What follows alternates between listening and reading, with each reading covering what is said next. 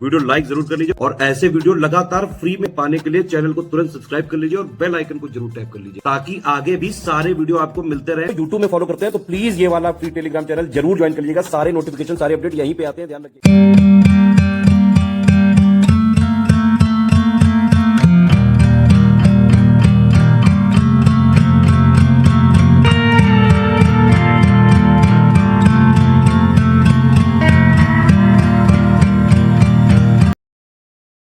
तो भाई नमस्कार सभी प्यारे विद्यार्थियों को स्टडी फॉर सिविल सर्विसेज पर मैं कपिल चाहर आप सभी का स्वागत करता हूं।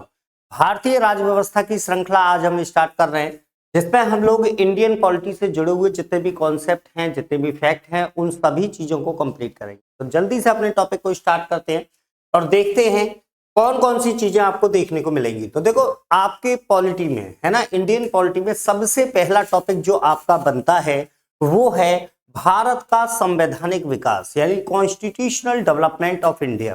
भाई वास्तव में अगर आप देखें तो वैसे तो आपको बताया जाता है कि आपका संविधान 2 वर्ष 11 महीने 18 दिन में बनकर तैयार हुआ था, लेकिन वास्तव में संविधान निर्माण की प्रक्रिया एक लंबी प्रक्रिया थी जो कब से स्टार्ट हुई थी, तो जब आपके यहाँ पर कंपनी व्यापार करने के लिए आई थी, ईस्ट इंडिया कंपनी जब भारत और पूर्वी देशों के साथ, इंडिया और ईस्टर्न कंट्रीज के साथ में व्यापार करने के उद्देश्य से आई थी, तो भारत की चीजों को मैनेज करने के लिए समय समय पर उसे कुछ एक्ट ब्रिटेन से प्राप्त होते थे और उनमें से बहुत सारी बातों को आपके भारतीय संविधान में भी शामिल किया गया। इसीलिए आपको पहला टॉपिक जो पढ़ना होता है वो है भारत का संवैधानिक विकास। ठीक है, तो यहां पर देखिएगा भाई, अगर आपसे पूछता है कि भारत में सर्वोच्च कौन है, ठीक है, सुप्रीम कौन है भारत में, तो आपको याद रखना है भारत में सर्वोच्च जो है वो संविधान है। एग्जाम में डायरेक्टली क्वेश्चन आता है कि भारत में सर्वोच्च क्या है, सुप्रीम क्या है, तो संविधान। लेकिन अमेरिका की अगर हम बात करें तो अमेरिका में जुडिशरी यानी न्यायपालिका और ब्रिटेन के अंदर पार्लियामेंट जो है, संसद जो है, उसे सुप्रीम माना गया है। इसके अलावा आपको याद रखना है भारत का संविधान जो है ये सबसे लंबा लिखित संविधान है। ठीक है, longest written constitution of the world. यहां पर एक और चीज देखिएगा कि संविधान सभा के द्वारा संविधान का निर्माण किया गया। भाई संविधान के निर्माण के लिए कॉन्स्टिट्यूएंट असेंबली बनाई गई थी, संविधान सभा का निर्माण किया गया था। तो संविधान सभा क्या था, तो संविधान सभा के द्वारा संविधान का क्या किया गया है, निर्माण किया गया है। इसके अलावा जब आप प्रस्तावना पढ़ते हैं तो वहां पर आपको सबसे पहला शब्द जो देखने को मिलता है वो मिलता है the people, we the people of India, हम भारत के लोग। ठीक है, एक क्वेश्चन एग्जाम में आता है और आपसे पूछा जाता है कि भारत में समस्त शक्तियों का स्रोत क्या है, सोर्सेज ऑफ ऑल पावर्स। ठीक है, तो अगर आपसे पूछा है भारत में समस्त शक्तियों का स्रोत क्या है, तो वो है हम भारत के लोग, यानी भारत की जितनी भी शक्तियां हैं, जितनी भी पावर्स हैं, वो उसे कहां से प्राप्त होती हैं, तो आपको याद रखना है कि भारत को समस्त शक्तियां भारत के लोगों से ही प्राप्त होती हैं। 26 नवंबर 1949, ठीक है, 26 नवंबर 1949 को आपके संविधान को अपनाया गया था, आपके संविधान को एडॉप्ट किया गया था और भैया 26 जनवरी 1950 को संविधान लागू हुआ था। आपको याद होगा इसी वजह से 26 नवंबर के दिन प्रतिवर्ष संविधान दिवस या कॉन्स्टिट्यूशन डे के नाम से मनाया जाता है। आगे की तरफ देखते हैं चीजों को, तो देखो 26 नवंबर, यह भी मैंने बता दिया, संविधान दिवस मनाया जाता है। 1950 में बनी संविधान की मूल प्रति जो है वो पार्लियामेंट दिल्ली में हीलियम से भरे केस से सुरक्षित रखा गया है। एक भैया जार है जो हीलियम से भरा हुआ है, उसके अंतर्गत आपके संविधान की मूल प्रति को संजो कर रखा गया है। आगे की तरफ देखिएगा तो संवैधानिक विकास को आपको 2 चरणों में कंप्लीट करना है।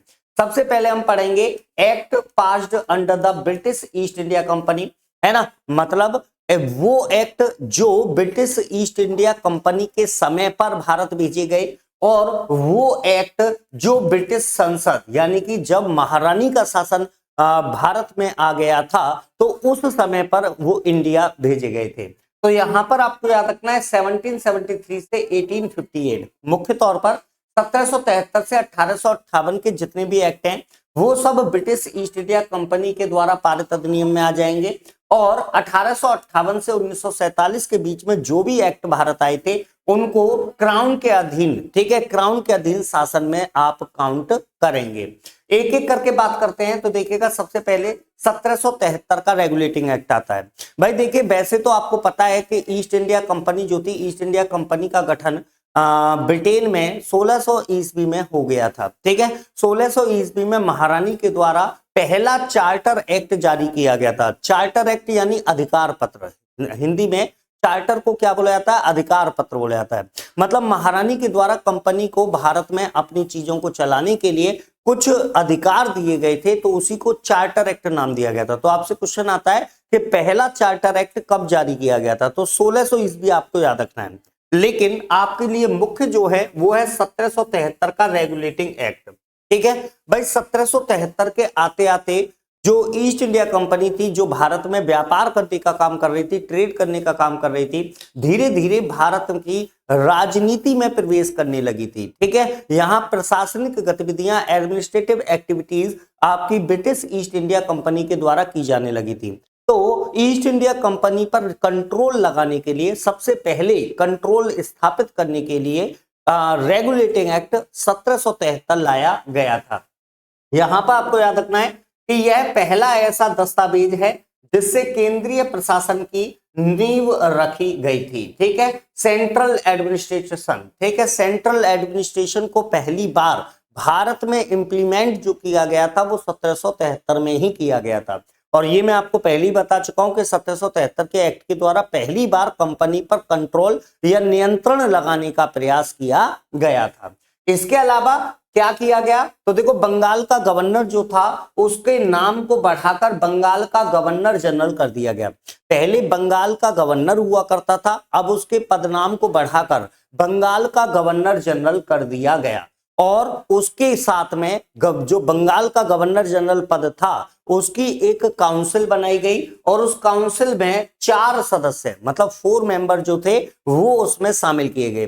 जो काउंसिल थी, जो आपकी जो उनकी परिषद थी, उस परिषद का काम क्या था, तो गवर्नर जनरल को यदि किसी प्रकार की अगर मान लीजिए सहायता चाहिए होती थी, सलाह चाहिए होती, तो सलाह देने का काम ये लोग करेंगे, ठीक है। आपसे क्वेश्चन आता है, बंगाल का पहला गवर्नर जनरल कौन था, तो बंगाल का पहला गवर्नर जनरल कौन था, तो वॉरेन हेस्टिंग्स इस पद पर आने वाले पहले व्यक्ति थे।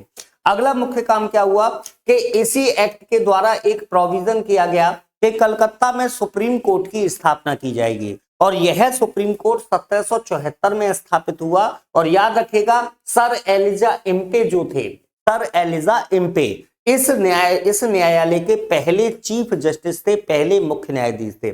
इसके अलावा आपको याद रखना है, इसमें 3 अदर जजेस भी थे, 3 अदर जजेस, ठीक है। ये जो आपके कलकत्ता में सुप्रीम कोर्ट स्थापित किया गया था, इसमें एक मुख्य न्यायाधीश और 3 अन्य न्यायाधीश थे। एक मुख्य न्यायाधीश सर एलिजा इम्पे थे, और 3 अन्य न्यायाधीशों में आपको चैम्बर्स, लेमेस्टर और हाइड, ये 3 नाम आप याद रख सकते हैं, ठीक है। चलिए आगे की तरफ चलते हैं। तो अगला महत्वपूर्ण एक्ट जो है वो 1833 का चार्टर अधिनियम, या इसी को सेंट हेलेना अधिनियम के नाम से भी जाना जाता है। भाई इससे पहले एक एक्ट और थोड़ा सा याद कर लेना, 1784 का पिट्स इंडिया एक्ट, कभी कभी पूछ लेता है। 1784 का पिट्स इंडिया एक्ट जो था, उसके द्वारा बोर्ड ऑफ कंट्रोल या नियंत्रक मंडल का गठन किया गया था। ये क्वेश्चन डायरेक्टली पूछा था, कहीं नोट डाउन कर लेंगे, ठीक है। 1833 का चार्टर अधिनियम, 1833 का चार्टर अधिनियम में आप लोगों को क्या पढ़ना है, ठीक है भैया। 1833 के चार्टर अधिनियम के द्वारा क्या किया गया, तो बंगाल का गवर्नर जनरल जो पद था, अब उसको भारत का गवर्नर जनरल कहा जाने लगा, है ना। जो आपके गवर्नर जनरल ऑफ बंगाल था, अब उसको गवर्नर जनरल ऑफ इंडिया कहा गया। और पहला व्यक्ति इस पद पर जो बैठा था उसका नाम था लॉर्ड विलियम बेंटिक। क्लियर रहेगा। इसके अलावा आपको याद रखना है, इससे पहले 1813 के एक्ट के द्वारा, इससे पहले एक्ट आया था 1813 का एक्ट, 1813 के एक्ट के द्वारा कंपनी के व्यापारिक एकाधिकार, ट्रेड मोनोपोली पर रोक लगा दी गई थी। लेकिन उसके पास, कंपनी के पास चाय और चीन का व्यापार जो था वो छोड़ दिया गया था। लेकिन 1833 के द्वारा कंपनी का व्यापारिक एकाधिकार, ट्रेड मोनोपोली पूरी तरीके से समाप्त कर दिया गया। मतलब अब ये कह दिया गया कि कंपनी व्यापार यहाँ पर जो व्यापार कर रही थी अब वो व्यापार नहीं करेगी, अब वो केवल प्रशासनिक कार्य या फिर एडमिनिस्ट्रेटिव वर्क्स करेगी। ठीक है। 1833 के चार्टर अधिनियम ने सिविल सेवकों के चयन के लिए खुली प्रतिस्पर्धा की एक प्रणाली शुरू करने का प्रयास किया। इन्होंने ये कहा इस वाले एक्ट के द्वारा कि आईसीएस मतलब इंडियन सिविल सर्विसेज की जो परीक्षा होती थी उसके लिए एक ओपन कंपटीशन किया जाना चाहिए। तो पहला प्रयास था ये। 1858 का एक्ट इसके बाद आपके लिए महत्वपूर्ण होता है। भाई 1857 की क्रांति इससे पहले हो चुकी है।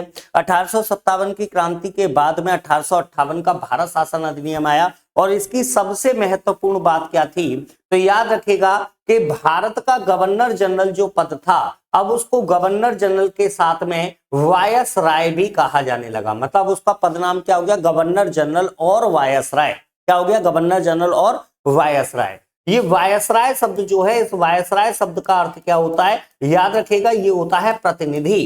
प्रतिनिधि मतलब रिप्रेजेंटेटिव। मतलब अब महारानी जो है, ब्रिटेन की महारानी जो है वो ये बताना चाहती है कि गवर्नर जनरल जो है वो एज अ रिप्रेजेंटेटिव एक तरीके से प्रतिनिधि के रूप में कार्य कर रहा है ब्रिटेन की महारानी का। ठीक है, ये चीज याद रखिए। इस पद पर पहला व्यक्ति कौन बैठेगा, तो लॉर्ड कैनिंग का नाम आपको याद रखना है। ठीक है, इसके बाद आप आगे चलेंगे तो 1909 का मार्ले मिंटो सुधार। ठीक है, 1909 का भारत प्रसार अधिनियम, इंडिया काउंसिल एक्ट 1909, इसको मार्ले मिंटो सुधार यानी कि मार्ले मिंटो रिफॉर्म के रूप में जाना जाता है। यहां पर दो व्यक्ति हैं, ये जॉर्ज मार्ले और लॉर्ड मिंटो। जॉर्ज मार्ले जो था ये भारत सचिव के पद पर था, इंडिया सेक्रेटरी था, और लॉर्ड मिंटो जो था वो इस समय गवर्नर जनरल और वायसराय था। इन दोनों ने इसे बनाने में महत्वपूर्ण भूमिका निभाई थी, इसी वजह से इसको नाम दिया गया मार्ले मिंटो सुधार। ठीक है, ये चीज याद रहेगी।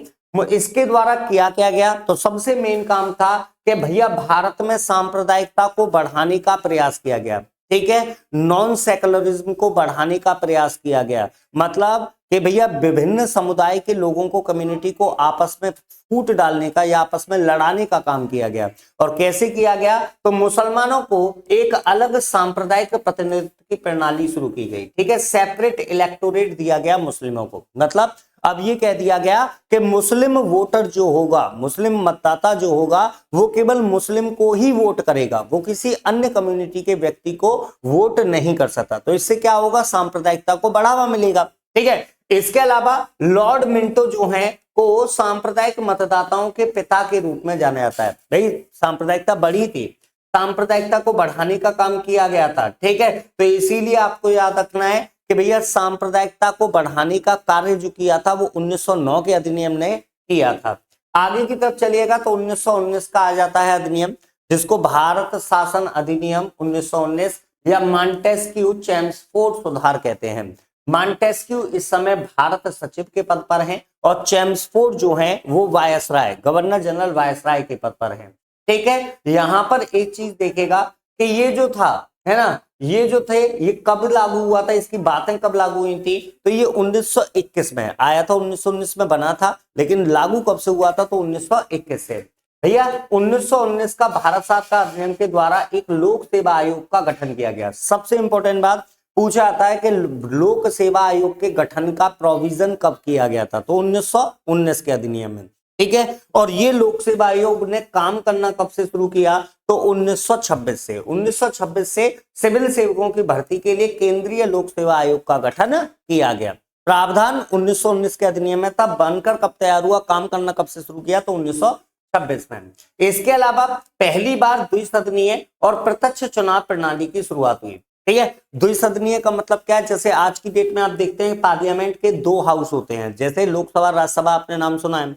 तो भारत में पहली बार विधायिका लेजिस्लेचर को दो सदन वाला जो बनाया गया वो 1919 के अधिनियम से बनाया गया। इसके अलावा डायरेक्ट वोटिंग सिस्टम को जो भारत में अपनाया गया था वो 1919 में ही अपनाया गया।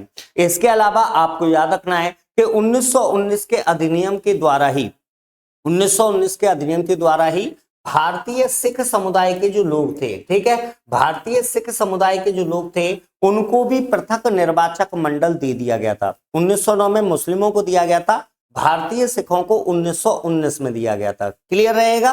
चलिए आगे की तरफ चलते हैं। तो 1935 का अधिनियम आ जाता है भाई, बहुत इंपॉर्टेंट है। कई जगह पर 1935 का अधिनियम जो है उसको लघु संविधान भी कह देते हैं, मिनी कॉन्स्टिट्यूशन भी कह देते हैं, क्योंकि इसकी बहुत सारी बातें जो हैं वो आपके भारतीय संविधान में एडॉप्ट की गई हैं। ठीक है, यहां पर मुख्य मुख्य बातें क्या है कि इसके द्वारा किन किन संस्थाओं का गठन हुआ। तो देखो, संघीय लोक सेवा आयोग, union public service commission, provincial service commission, संयुक्त लोक सेवा आयोग यानी ज्वाइंट पब्लिक सर्विस कमीशन, संघीय न्यायालय, फेडरल कोर्ट, भारतीय रिजर्व बैंक। ठीक है, ये जितनी भी संस्थाएं हैं इन सब का गठन जो था, ठीक है, वो आपके इसी अधिनियम में आपको बताया गया था। भैया यहाँ पर सबसे इंपॉर्टेंट रहेगा संघीय न्यायालय, है ना। दिल्ली में आपके यहाँ पर एक संघीय न्यायालय फेडरल कोर्ट की स्थापना की गई थी और इसने 1937 1 अक्टूबर 1937 से काम करना शुरू किया। और ये जो संघीय न्यायालय बनाया गया था, इसके पहले जो मुख्य न्यायाधीश थे वो सर मॉरिस ग्वायर थे। ठीक है, देखो सुप्रीम कोर्ट अगर पूछा जाए कि आपके कलकत्ता में सुप्रीम कोर्ट की स्थापना कब हुई, तो वो 1773 के अधिनियम में प्रावधान था। अगर संघीय न्यायालय पूछा जाए, फेडरल कोर्ट पूछा जाए, तो उसका प्रावधान भारत शासन अधिनियम 1935 में है। क्लियर है। इसके अलावा आपको याद रखना है, इसी एक्ट के द्वारा भारतीय हरिजन, ठीक है, भारतीय हरिजन मतलब जो आपके अनुसूचित जाति, शेड्यूल कास्ट के जो लोग थे, उनको भी पृथक निर्वाचक मंडल या सेपरेट इलेक्टोरेट दिया गया था। और इसके अलावा इसी एक्ट के द्वारा बर्मा, बरार और अदन, ये 3 क्षेत्र थे। बर्मा, बरार और अदन, इन तीनों क्षेत्रों को भारत से अलग कर दिया गया था। याद रहेगा।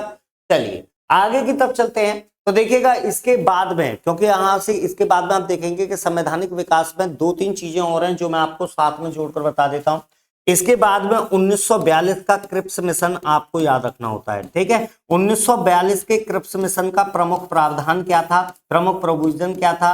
तो क्रिप्स मिशन ने भारत को द्वितीय विश्व युद्ध, इस समय पर द्वितीय विश्व युद्ध चल रहा था, सेकेंड वर्ल्ड वॉर चल रहा था, तो द्वितीय विश्व युद्ध के बाद में भारत को अधिराज्य परिस्थिति, ठीक है, भारत को अधिराज्य परिस्थिति देने की बात कही थी। अधिराज्य परिस्थिति जिसको डोमिनियन स्टेटस कहा जाता है।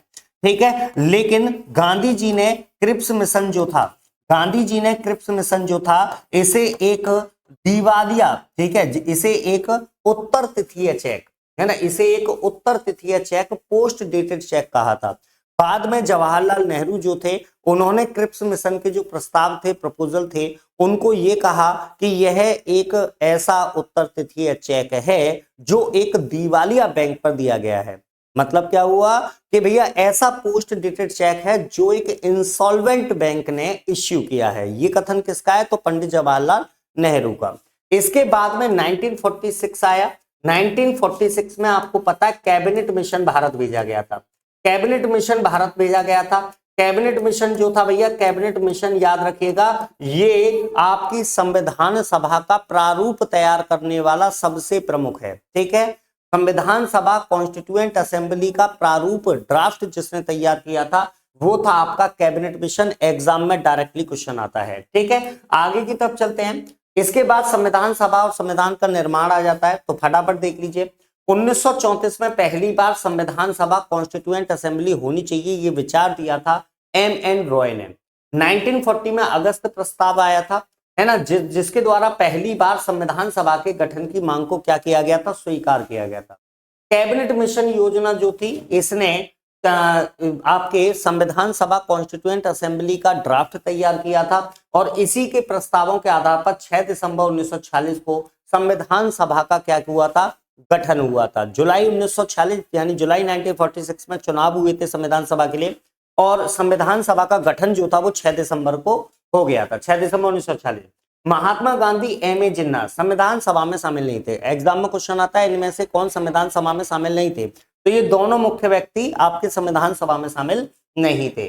इसके अलावा नंदलाल बोस का नाम आपको याद रखना है। नंदलाल बोस जो है, इन्होंने आपके कॉन्स्टिट्यूशन को, संविधान को डेकोरेट करने का काम किया था, सजाने का कार्य किया था। ठीक है, आगे की तरफ देखिएगा तो भैया आपकी संविधान सभा में प्रति 10 लाख की जनसंख्या पर, प्रति 10 लाख की जनसंख्या पर एक सीट, प्रति 10 लाख की जनसंख्या पर एक मेंबर संविधान सभा में आपके शामिल किया गया था। अगर पूछा जाए प्रतिनिधित्व कैसे था, तो प्रतिनिधित्व था 10 लाख की जनसंख्या पर एक सीट। ठीक है, सदस्यों की कुल संख्या पूछ ले तो 389 थी। संविधान सभा में कुल सदस्य 389 थे। इनमें से ये 296 सीट जो थी ये ब्रिटिश भारतीय और 93 सीट देसी रियासतों को आवंटित है ना भाई। इनमें भी आपको याद रखना है कि 292 सीट जो थी, ठीक है, 292 सीट जो थी ये ब्रिटिश भारतीय 11 प्रांतों से आई थी और बाकी 4 सीट जो थी ये आपके चीफ कमिश्नरी वाले क्षेत्रों से आई थी। ठीक है, ये भी आपको साथ में जोड़कर याद रखना है। आपके देसी रियासतों से यानी कि प्रिंसली स्टेट या किंग्स प्रोविंसेस से कितने थे, तो 93 सीट जो थी वो देसी रियासतों से थी।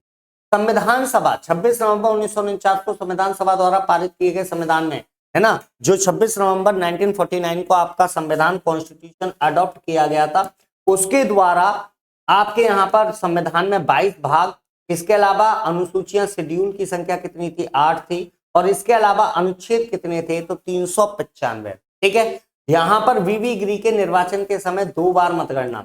राष्ट्रपति में एक क्वेश्चन आता है कि ऐसे कौन से राष्ट्रपति थे जिनके निर्वाचन के समय 2 बार मतगणना करनी पड़ी थी।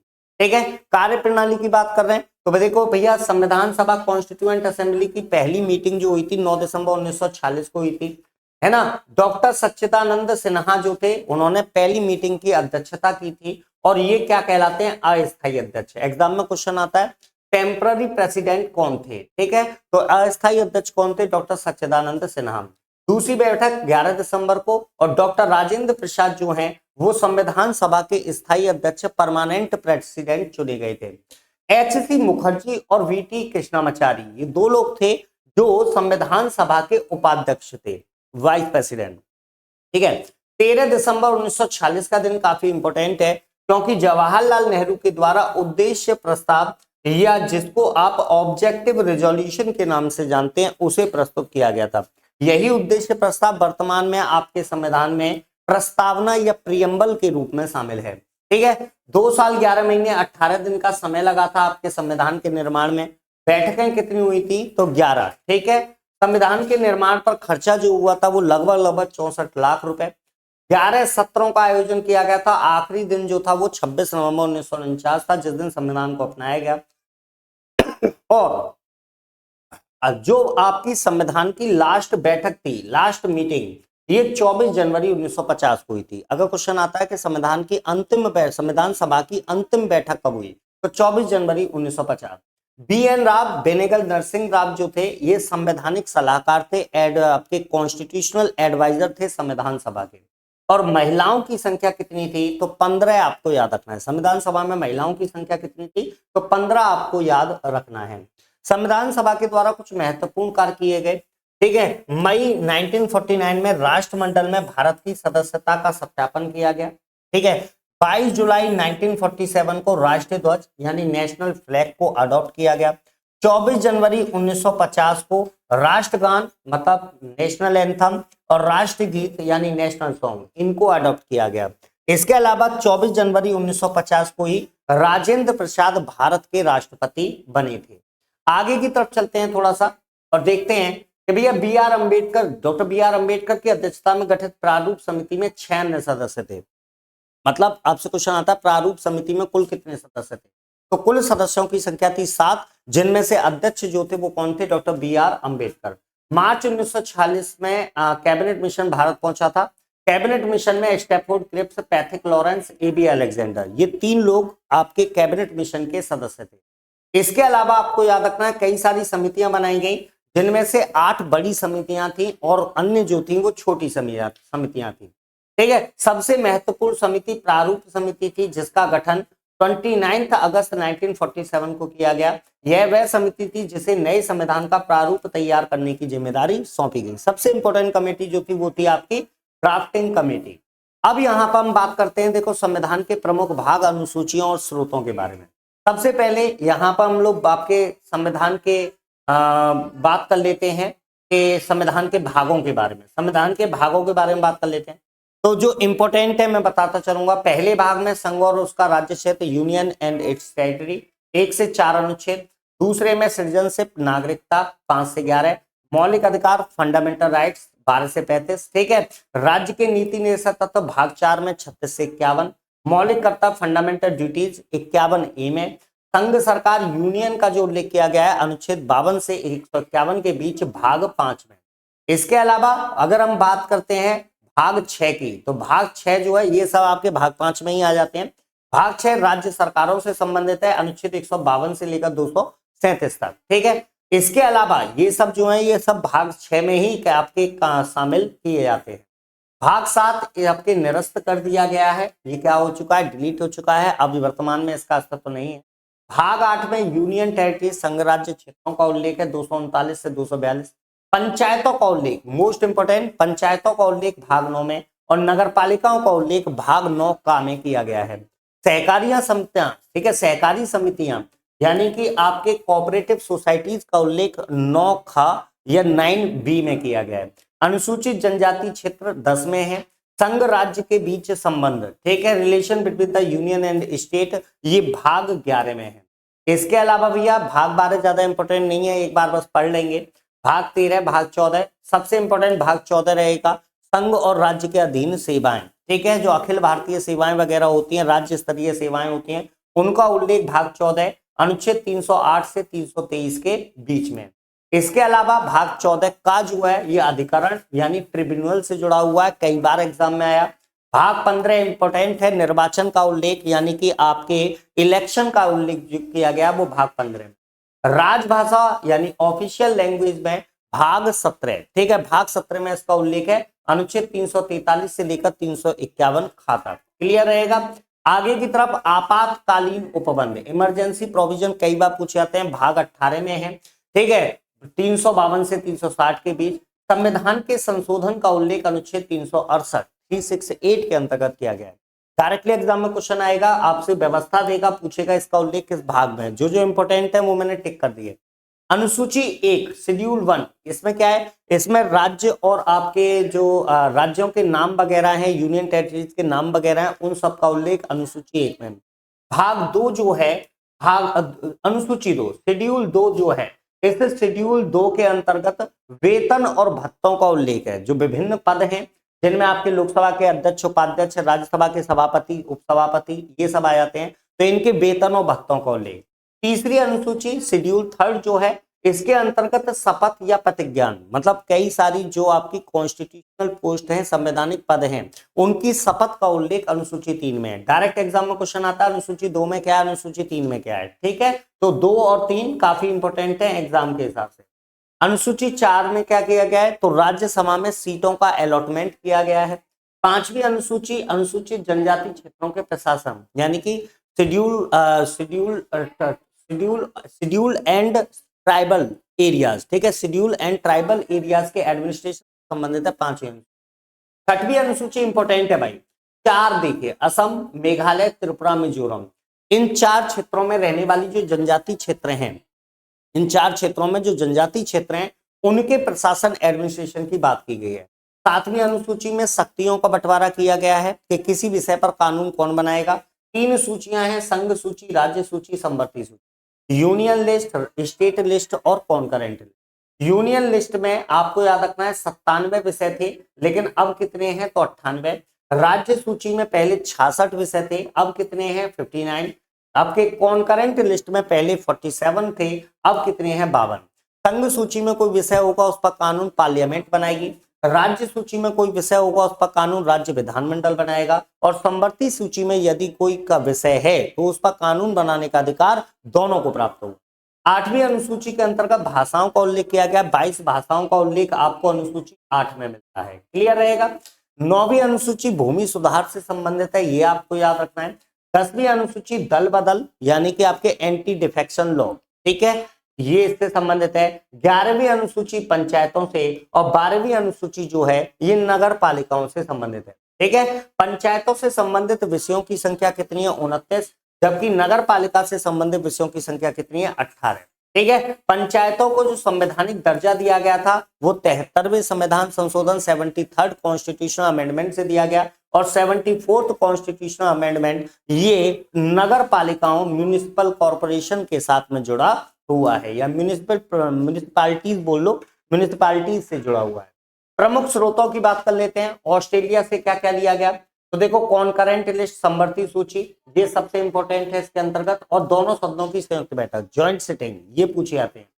जर्मनी से आपातकाल के समय पर मूल अधिकारों का स्थगन, ये कहां से लिया गया? जर्मनी से। यूएसएसआर से सबसे मोस्ट इंपोर्टेंट मूल कर्तव्य, फंडामेंटल ड्यूटीज लिया गया। और प्रस्तावना में सामाजिक, आर्थिक, राजनीतिक न्याय जो कहा गया है, social, economical and political justice की जो बात की गई है, ये भी यूएसएसआर से ली। फ्रांस के संविधान से गणतंत्र की व्यवस्था, रिपब्लिकन सिस्टम। और प्रस्तावना में स्वतंत्रता, समता और बंधुता के जो आदर्श लिए गए हैं, ये फ्रांस से।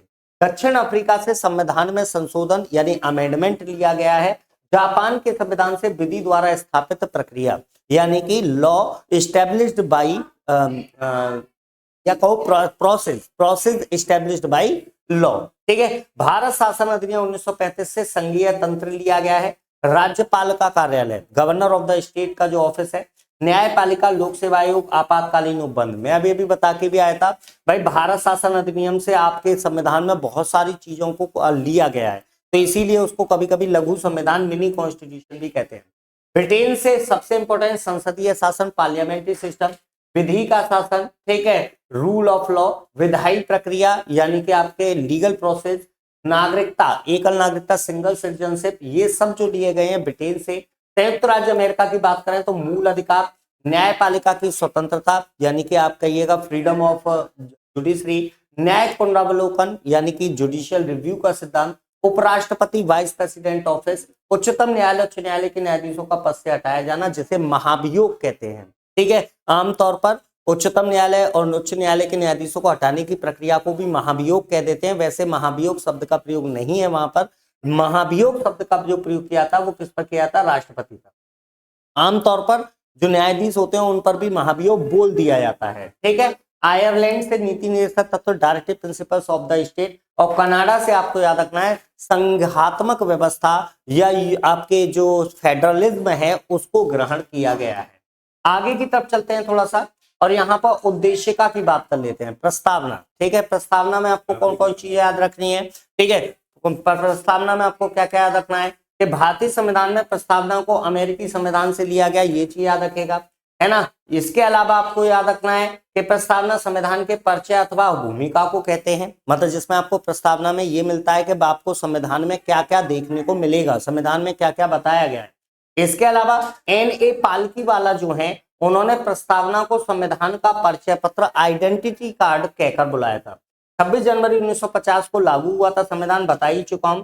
और इसके अलावा भारत को एक संप्रभु लोकतांत्रिक गणराज्य घोषित किया गया, मतलब सोवरन डेमोक्रेटिक रिपब्लिक घोषित किया गया है भारत को। ठीक है। इसके अलावा उद्देश्य प्रस्ताव जो था वही आपके आज की डेट में प्रस्तावना के रूप में है। याद रखिए आपकी संविधान में अब तक केवल संविधान की प्रस्तावना में अब तक केवल एक बार संशोधन हुआ है। 42वां संविधान संशोधन किया गया था और उसके द्वारा आपकी प्रस्तावना में समाजवादी, धर्मनिरपेक्ष, अखंडता, ठीक है, मतलब सोशलिस्ट, सेकुलर एंड इंटीग्रिटी सब जो हैं ये आपके प्रस्तावना में जोड़े गए थे। और याद रखेगा आपको केशवानंद भारती केस याद रखना है। इसके अलावा आपको याद रखना है भैया, नाम को लेकर कई सारे डाउट हुए थे कि हमारे देश का नाम क्या होना चाहिए, तो बाद में आपके अनुच्छेद 1 आर्टिकल 1 जो है उसमें डायरेक्ट ये कह दिया इंडिया दैट इज भारत, मतलब इंडिया भारत दोनों को एक ही समझा जाए, दोनों में कोई अंतर ना लिखा जाए। 13 दिसंबर 1946 को जवाहरलाल नेहरू द्वारा पेश किए गए उद्देश्य प्रस्ताव को 22 जनवरी 1947 को स्वीकार किया गया था, ये भी आपको याद रखना है। केशवानंद भारती का मामला जो आपके प्रस्तावना में चेंजेस के लिए जिम्मेदार है, ये भी मैंने आपको बताया है। ठीक है। इसके अलावा आपको याद रखना है कि भारत के संविधान के अमुक लक्ष्य उसके सभी नागरिकों को सामाजिक, आर्थिक और राजनीतिक न्याय। अगर आपसे पूछा जाए कितने प्रकार के न्याय की बात की गई तो 3 प्रकार। अभिव्यक्ति, विचार, अभिव्यक्ति, विश्वास, धर्म, उपासना की स्वतंत्रता। फ्रीडम कितने प्रकार की है? तो विचार की, अभिव्यक्ति की, विश्वास की, धर्म की और उपासना की। ठीक है। और अवसर की समानता, व्यक्ति की गरिमा सुनिश्चित करना है। डायरेक्टली एग्जाम में क्वेश्चन आता है कितने प्रकार के न्याय की बात की गई, कितने प्रकार के फ्रीडम की बात की गई, ये सब। ठीक है। गणतंत्र का अर्थ क्या होता है भाई, तो ये भी याद रखेगा, है ना। रिपब्लिक किसे कहा जाता है? ऐसा कोई देश जिसका अपना खुद का संविधान हो और जिसके राष्ट्रपति जनता के द्वारा इलेक्टेड होते हैं तो उसको हम गणतंत्र कह देते हैं। ठीक है। यहां पर देखिएगा सबके लिए जो मोस्ट इंपोर्टेंट है, संविधान का की नोट। ठीक है। संविधान का की नोट किसने कहा? तो सर अर्नेस्ट बार्कर का नाम याद रखिए। सर अर्नेस्ट बार्कर जो है उन्होंने प्रियम्बल यानी प्रस्तावना को संविधान का की नोट भी कहा है। ठीक है, याद रहेगा। आगे की तरफ चलिएगा तो भारत के पूर्व न्यायाधीश एम हिदायतुल्लाह थे। प्रस्तावना संयुक्त राज्य अमेरिका की स्वतंत्रता की घोषणा से मिलती जुलती है, लेकिन एक घोषणा से अधिक है ना। इन्होंने भी अपने प्रस्तावना के बारे में, प्रियम्बल के बारे में काफी कुछ आपको बताया है कि एम हिदायतुल्लाह सुप्रीम कोर्ट के मुख्य न्यायाधीश होने के साथ साथ भारत के प्रथम कार्यवाहक राष्ट्रपति भी थे, है ना। एक्टिंग चीफ प्रेसिडेंट भी है, आपके एक्टिंग प्रेसिडेंट भी रहे हैं एम हिदायतुल्लाह, याद रहेगा। आगे की तरफ चलिएगा, यहाँ पर भैया सुप्रीम कोर्ट के मुख्य न्यायाधीश का कार्यवाहक राष्ट्रपति बनने का मूल संविधान में कोई उल्लेख नहीं है।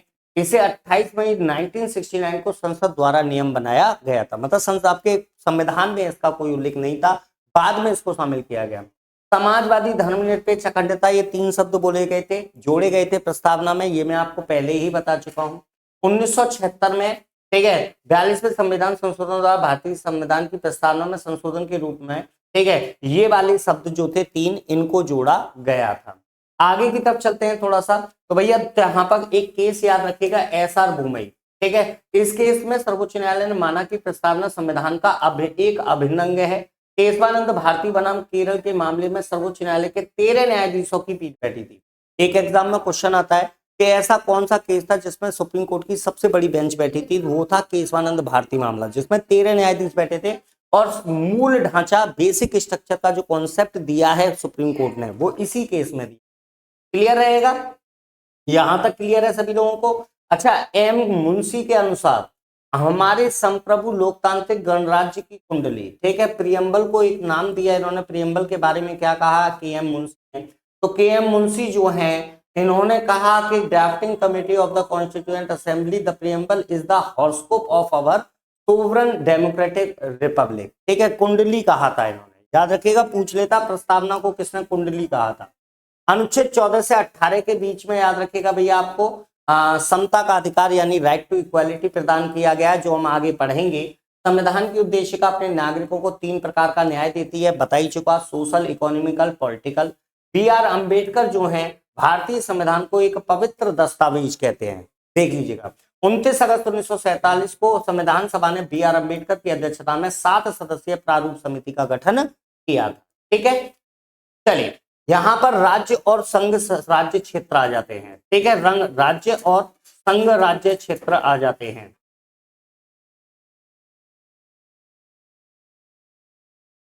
ठीक है, राज्य और संघ राज्य क्षेत्र आ जाते हैं। अनुच्छेद 1 की बात कर लेते हैं, तो डायरेक्टली इसमें कहा गया है India that is Bharat is a union of states, ठीक है, मतलब इंडिया जो भारत है वह राज्यों का एक संघ होगा। आपसे क्वेश्चन पूछा जाता है भारत क्या है, तो आप क्या बताएंगे, भारत एक राज्यों का संघ है, ठीक है। इसके अलावा आपको याद रखना है कि ये जो अनुच्छेद 1 है ये देश के नाम को बताता है और दूसरा राज्य पद्धति का प्रकार बताता है।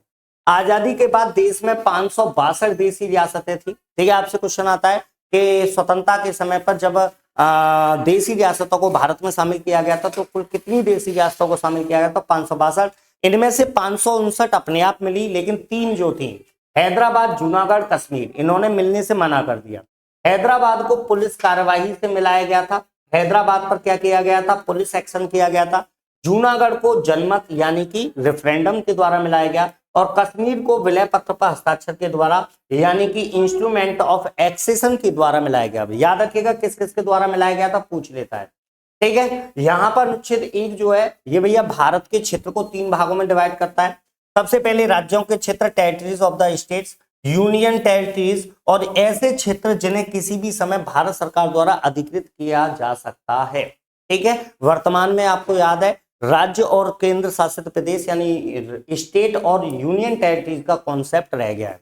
आर्टिकल 2 बड़ा आसान है भाई, नए राज्यों के प्रवेश की बात करता है। सिंपल भाषा में समझाता हूं, एडमिशन ऑफ न्यू स्टेट। अगर कोई ऐसा क्षेत्र जो वर्तमान भारत में नहीं है, बाहर से कहीं हमारे यहाँ पर आकर शामिल होता है, तो वो अनुच्छेद 2 के तहत मिलाया जाएगा। उदाहरण के तौर पर सिक्किम और गोवा याद रखिए। अनुच्छेद 3 ये नए राज्यों के गठन की बात करता है, फॉर्मेशन की बात करता है। मतलब यदि किसी राज्य से, एक राज्य से 2 राज्य, 2 राज्यों को मिलाकर 1 राज्य, या किसी राज्य का नाम बदला जाए या राज्य की सीमाएं बदली जाएं, तो वो सब अनुच्छेद 3 में किया जाएगा। और अनुच्छेद 4 जो है इसके अंतर्गत आपको याद रखना है, ये कहा गया है कि यदि अनुच्छेद 3 और अनुच्छेद 2 और 3 इनमें परिवर्तन होगा तो अनुच्छेद 4 में भी परिवर्तन होगा। क्यों होगा? तो अनुच्छेद 4 में जो है ना, अनुच्छेद 4 में आपके राज्यों को बेसिकली राज्यसभा में सीटों का आवंटन किया गया है। भाई 100वां संविधान संशोधन आपके यहाँ पर 2015 में किया गया था, जिसके द्वारा बांग्लादेश के साथ में भारत के द्वारा कुछ जमीन का या कुछ क्षेत्र का हस्तांतरण किया गया था। ठीक है। 100वां स्वतंत्रता के पश्चात नए राज्यों के निर्माण के लिए फजल अली आयोग की अध्यक्षता में आयोग बना था। राज्य पुनर्गठन आयोग भी कहलाता है। क्या कहलाता है? स्टेट रीऑर्गेनाइजेशन कमीशन भी कहलाता है ना। और 1953 में इसका गठन किया गया था।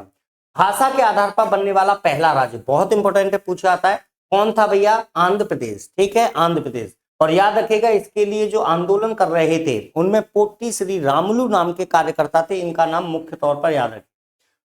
नवंबर 1956 को 14 राज्य और 6 केंद्र शासित प्रदेशों का गठन किया गया था। ठीक है। चलिए, राज्य पुनर्गठन आयोग की स्थापना दिसंबर 1953 में फजल अली की अध्यक्षता में हुई। अभी बताया 2 सदस्य थे, एक थे इसमें टी.एम. पनिक्कर और एक थे एच.एन. कुंजरू। 2 सदस्य थे इसके, ये भी आपको याद रखना है। क्लियर है?